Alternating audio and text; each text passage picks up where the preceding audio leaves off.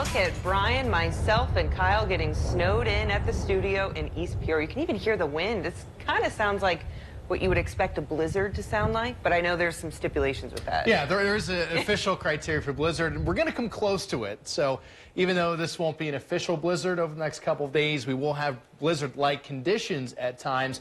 Overall, this is going to be a very dangerous storm, a significant snow event, and it just got started not too long ago. We've seen some accumulations, upward of maybe ½ an inch in spots already, as our rain-snow line continues to work its way east of the Illinois River. That's approaching the Interstate 55 corridor right now. But you notice most of our area is in these whites and blues. That is the snow, and some darker blues closer to Interstate 72. That's an increase in snowfall rates. So we'll see some heavier snow moving in while a lot of us are sleeping tonight. I think come tomorrow morning, we'll see at least 3 to 6 inches of snow on the ground.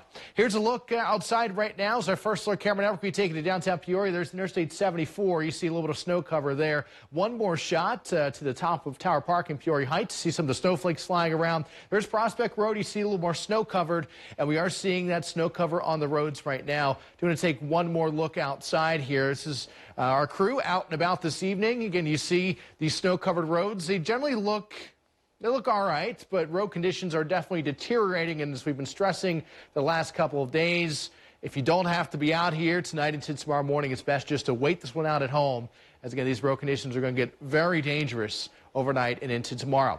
Now, area-wide, we are looking at winter storm warnings, except for Bureau County. Winter weather advisory there. These advisories are generally off to the north of Interstate 80. But for our viewing area, our purposes, these winter storm warnings lasting all the way through Thursday. Snow accumulation will not last that long, but we'll have blowing and drifting snow continuing throughout the day on Thursday. That'll drop our visibilities and really prolong those dangerous road conditions. Here's a look at AdvanceCast. There's our widespread snow overnight. You notice these darker blues indicating snowfall will be moderate to heavy. Snowfall rates upward of 1 to possibly 2 inches per hour tonight and tomorrow morning. Then we'll see additional snow throughout the morning tomorrow into the afternoon. And this first round of snow will taper off late tomorrow afternoon into tomorrow evening. We'll see significant amounts, a widespread 8 to 12 inches, especially from a line from Farmington to Lake into Ottawa. East of that line, which are blue and purple zones, that's widespread 8 to 12 inches. But in our purple zone in particular, close to Interstate 55, that's the best chance of seeing over a foot, and that is just through 6 o'clock tomorrow. We're going to see additional round of snow work its way in tomorrow night and into Thursday. Now, with this round, forecast models have been pushing it ever so slightly south and south and south, pretty much every model run. And our latest data actually keeps a lot of the snow off to the south. I wouldn't be surprised if most of it stays south of Route 24 and maybe even south of Route 9. But we'll call those snow chances minimal but possible. This is going to be dinner time Wednesday through about lunchtime on Thursday. Maybe another couple of inches, especially in the areas in blue. That really would be, once again, the Interstate 55 corridor in Logan and McLean counties, possibly near just north of Route 24, dusting to upward of an inch. The vast majority of our snowfall is going to fall through dinner time tomorrow, and this is what we're looking at, storm total accumulations. This is a map we've been showing for the last day or so. Really haven't made any changes at all since we first issued it yesterday. And we're looking at, again, widespread 8 to 12, upward of 18 inches of snow in parts of the area. Our highest snow is going to come from a line from Havana to about Mackinac to Pontiac. East of that, and in particular, along Interstate 55 there in Logan and McLean counties, we're looking at up to 12 to 18 inches with locally higher amounts east of the interstate. Our blue zone, which includes Canton, Peoria, Lakin, and Pontiac, we'll see about 8 to 12 inches of snow, and northwest of the Illinois River, still some significant snowfall amounts, especially for what we see typically here in the heart of Illinois, but relatively lower for this storm, Galesburg, about 4 to 8 inches. Travel will become dangerous overnight tonight and into tomorrow morning. We'll see very dangerous, not even at times impossible travel due to the snow and that blowing and drifting snow, the high winds both tomorrow and Thursday, so it's best just to wait this one out at home. As that snow, again, starting now, continues overnight tonight, continues tomorrow morning, continues tomorrow afternoon. We'll get a brief break tomorrow evening before we could see a few more snow showers Thursday, then possibly some dangerous cold, some sub-zero wind chills Friday and Saturday morning. After that, thankfully, a seasonally cold and quiet rest of our 10-day forecast. Welcome back, Heart of Illinois. Time now is 6:13 on your Saturday afternoon. And Devin, we're just going to jump right into it. We're expecting some pretty far from light rain in the forecast. That's correct. Today, I mean, we certainly started off the day with heavy rain, and now we're going to get a second round of it. So, I mean, I know we had a drought, so hopefully that will help out people, but there is a chance for some severe storms. So let's get right to it. We do have a severe thunderstorm watch that will expire at midnight, and as you can see, is for majority or all of our viewing area plus some off towards our west and southwest. Now, as we jump to live Doppler radar now, we are quiet overhead in central Illinois. I'm almost positive you are seeing plenty of sunshine if you are out and about, and that's the kind of heating that we need. That sunshine is going to provide us the energy to tap into some of these stronger storms that are currently off towards our northwest. This is all going to be ahead of a cold front. You can see Davenport already getting in on the action of some of those stronger storms. I believe none of those storms so far off towards our northwest are warned, but they are strong. So that's definitely what we're going to see as we head into the rest of your evening.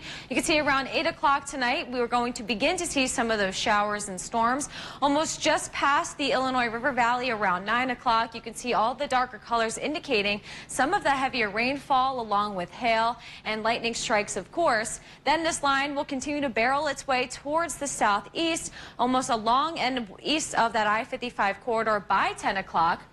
And that's when we do expect our severe weather threat to come to an end just after 10 o'clock. And by midnight, all of our areas should be dry. Now, as we check in on our hazards, again, 7 p.m. through 10 p.m., the main concern is going to be high winds and hail. You could see up to 60 to 70 mile per hour winds, along with hail up to 2 inches. So our ground is going to be very saturated. That's why the high winds are going to be a concern, blowing off trees, potentially blowing trees down because the soil is really saturated. So again, if you do hear a severe weather alert come on your phone, just be careful of those threats. And we cannot rule out a tornado or two, and of course along with the flooding. As of now, Peoria Heights, a very quiet scene. We do have some clouds beginning to build back into the area, but plenty of sunshine that's really allowing us to heat up across the area. Uptown Normal, a very similar scene, and that's why it's going to be a little bit tricky. That's why I want to alert you guys to have some way to notify you later on this evening if some storms do become developed, or if some storms do develop, because it's going to be a little bit of a tricky scene. It's 85 degrees in Peoria and 80 in the Twin Cities. Now, after this cold front passes, you can see we're going to significantly cool down. Our highs are going to be in the low 80s through Tuesday, below average. But don't worry, the 90s are going to be back as we head into Thursday of next week. So the second half of next week, definitely things are going to heat up. Again, tonight we do have a few storms being possible to become strong to severe. That threat will end by midnight tonight. We'll cool down into the upper 60s. Looking ahead to tomorrow, we will be in the upper 70s, low 80s with a mix of clouds and sun. Definitely a lot cooler and breezier behind that cold front, bringing us those storms this evening. And we will have gusts up to 25 miles per hour. A dry, quiet stretch again begins as we head into much of next week. We don't see our next rain chance until Friday, along with the threat of some storms. Things will heat up on the second half of the work week, and more of the same expected next week. All right, welcome back. A beautiful day out there in the heart of Illinois. Very comfortable. Yeah, very comfortable. Not too bad. Believe it or not, it's already September 1st. And we kind of jumped the gun. We cheat. It's meteorological fall starting today.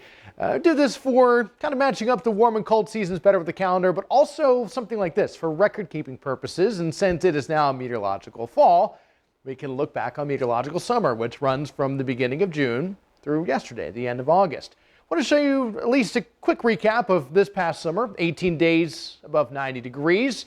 And a mean temperature of 75.7 degrees. This number, above average, our new numbers were released earlier this year, those 10-year climatological averages. They recalculate every 10 years looking back at the last 30. So you see an increase in those numbers, and despite that, we are still above it by 1.2 degrees. According to the new averages, our 90-degree days are actually below average, but you notice an almost 3-day jump between the old average of 16.5. And you see how some of these numbers stack up over the last 5 years. This past summer was the warmest since 2016. But the main driver in our above-average temperatures was due to the overnight lows. These were 1.9 degrees above average compared to just 0.4 for our daytime highs. And this is a clear trend and a result of climate change here in the heart of Illinois. As you see this trend line going back to 1970, a clear increase in our overnight lows now during the summer are 3.5 degrees higher than they were back in the 1970s. A similar trend for our average temperatures. These are combined day and night temperatures in that upward facing trend line, but only 2.3 degrees, but still a clear signal of warming here over the last 40 and 50 years. And I want to show you this as well. And even though our number of 90-degree days was actually below average this year, we actually have more of those compared to 1970, 6 more per summer compared to 50 years ago. Back to our current weather. It's nice and quiet. Few stray clouds out there right now in Peoria Heights, but things are looking pretty good as our Wednesday is coming to an end. Temperatures generally falling back into the mid to upper 70s. We'll see a repeat tomorrow, save maybe a few more clouds during the second half of the day. Some high clouds streaming in for the afternoon and evening. Those will stick around as we head into tomorrow night and into Friday. Then we'll see some scattered showers. And there's nothing too widespread, nothing too heavy, but some hit or miss showers out there for the second half of Friday into Saturday. We'll keep an eye on that for some high school football. Probably no major concerns at this point, but maybe a little bit of wet weather to end the week. 56 is your low tonight, mainly clear, cool and comfortable. 80 tomorrow with that morning sunshine, a few more clouds during the afternoon and evening. And our scattered showers continue for the second half of Friday into Friday night and Saturday. Labor Day looks pretty good. Overall, nice holiday weekend and staying comfortable next week with highs on either side of 80. It's another hot and muggy day here in the heart of Illinois, but the sunshine kind of struggling to shine through. Yeah, we have a lot of smoke out there, and if it wasn't for this, it would have been, just a beautiful, mostly sunny day for the most part. But let's take a live look at Peoria, and it's a different story. Again, it looks overcast. That's the thick smoke and haze from the wildfires out in the western United States and Canada. It's the same smoke we've had over the last few days, but here's the difference today compared to the last couple of days. Our air quality is starting to see some negative impacts from this smoke in the moderate category, which is a 2 out of 5. Just means that folks with maybe some sensitive respiratory conditions could have some discomfort from this smoke. At one point earlier, I'd say, though, it was at a 3 out of 5 in this orange category, which is people with some heart and lung diseases and conditions going to have some impacts from that. Tomorrow, we're going to see pretty similar conditions. A negative impact because of the smoke out there, a little more surface-based once again. So if you're in that category, someone with that sensitive respiratory or cardiac condition, just want to take it slow and limit your time outside. It's not going to impact everyone, but again, if you're in that sensitive group, do want to pay attention to our air quality. Now here's a look at our fires and our smoke conditions. Again, you see the concentration of the wildfires, especially in Canada and the northwestern United States. A lot of surface smoke as the smoke is riding up over a ridge in the west, worked its way down, and you see it's not really going anywhere over the next couple of days. So at a minimum, we're going to continue to see sort of that filtered sunshine and maybe smell some smoke in the air. But again, if you are in those categories with those health conditions, you could continue to see at least some potentially negative impacts on air quality.